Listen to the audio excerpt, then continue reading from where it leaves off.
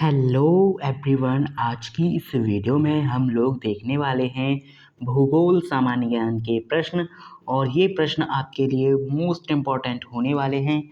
तो अभी तक आपने इस वीडियो को लाइक नहीं किया है तो वीडियो को लाइक ज़रूर कर दें, चैनल को सब्सक्राइब कर लें जिससे आप इस तरह की एक भी वीडियो मिस ना कर पाएँ। चलिए स्टार्ट करते हैं भूगोल के प्रश्नों को। यहाँ पे हमारा पहला प्रश्न है, भूगोल का जनक किसे कहा जाता है?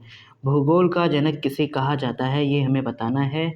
तो भूगोल का जनक देखिए यहाँ पे 4 ऑप्शन हैं जिनमें से मैं राइट आंसर आपको बताऊंगा सीधा।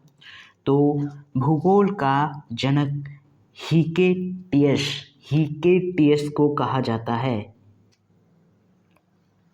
हिकेटियस, ओके, हिकेटियस इसका राइट आंसर हो जाएगा। आगे बढ़ते हैं हम लोग प्रश्न नंबर 2 पे।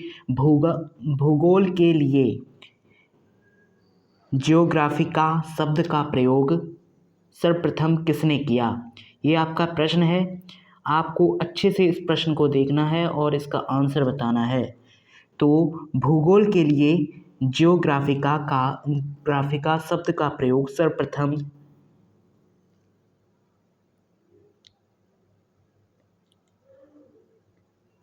इरेटोस्थनीज ने किया है। ठीक है, किया था। Okay, Eratosthenes. आगे बढ़ते हैं। प्रश्न नंबर 3 है हमारा, भूगोल मानव भूगोल का पिता निम्नलिखित में से किसको कहा जाता है? तो मानव भूगोल का पिता कार्ल रिटर को कहा जाता है। कार्ल रिटर, ठीक है, ऑप्शन ए राइट है यहाँ पे आपका। नेक्स्ट है क्वेश्चन नंबर 4, भूगोल को मानव परिस्थितिकी के रूप में परिभाषित करने वाला विद्वान कौन था?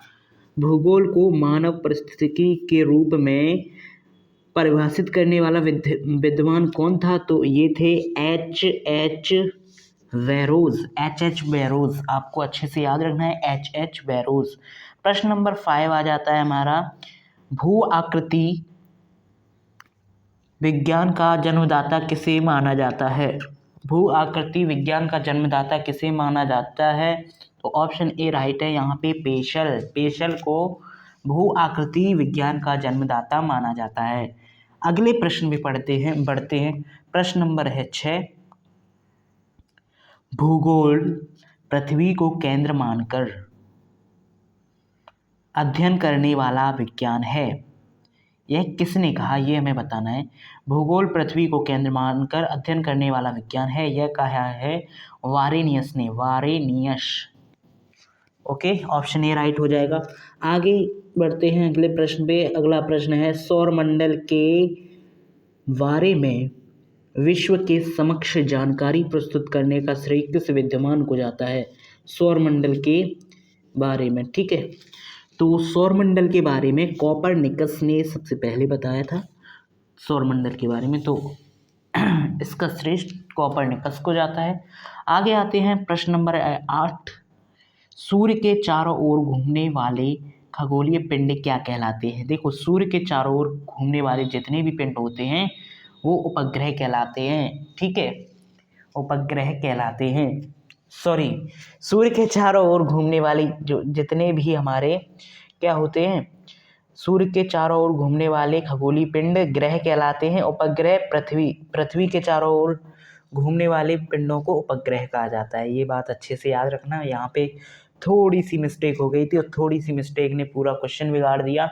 ऐसे ही आपका एग्जाम में भी हो सकता है, तो इसलिए एक एक प्रश्न को आप लोग नोट करते रहिए, कॉपी पेन। अभी तक आपने एक भी प्रश्न नोट नहीं किया है तो सभी प्रश्नों को नोट करिए और याद करिए अच्छे से, ठीक है, क्योंकि यहाँ पे एक नंबर मतलब एक क्वेश्चन से खेल बिगड़ सकता है आपका। ओके, तो सूर्य के चारों ओर जो खगोलीय पिंड चक्कर लगाते हैं या घूमते हैं उन्हें ग्रह कहा जाता है, सूर्य के चारों ओर घूमने वाले ग्रह पिंडों को, ठीक है।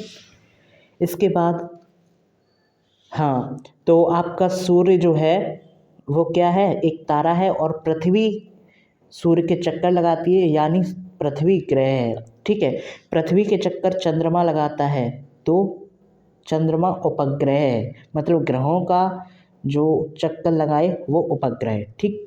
आगे आते हैं हम लोग प्रश्न नंबर है 9, भूगोल भूतल का अध्ययन है, किसने कहा था? ये हमें बताना है।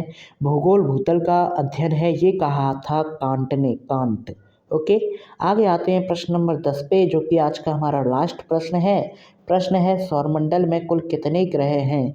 तो सौरमंडल में टोटल 8 ग्रह हैं, वैसे 9 थे, लेकिन यहाँ पे अब जो 8 ही ग्रह माने जाते हैं, तो हमारा आंसर यहाँ पे राइट रहेगा 8। ओके, सो आज के ये प्रश्न आपको अच्छे से समझ में आए होंगे। एक एक प्रश्न आपको मैंने अच्छे से समझाया, और इसमें कोई भी गलती हुई हो तो आप लोग कमेंट में ज़रूर बताएं, जिससे उस गलती को अगली वीडियो में सुधारा जा सके। ओके, सो मिलते हैं नेक्स्ट वीडियो में। यहाँ पे आप लोग इस वीडियो को देख लिए हैं तो चैनल को सब्सक्राइब और वीडियो को लाइक करना बिल्कुल भी ना भूलें। Thank you, goodbye, take care, see you soon, goodbye, take care.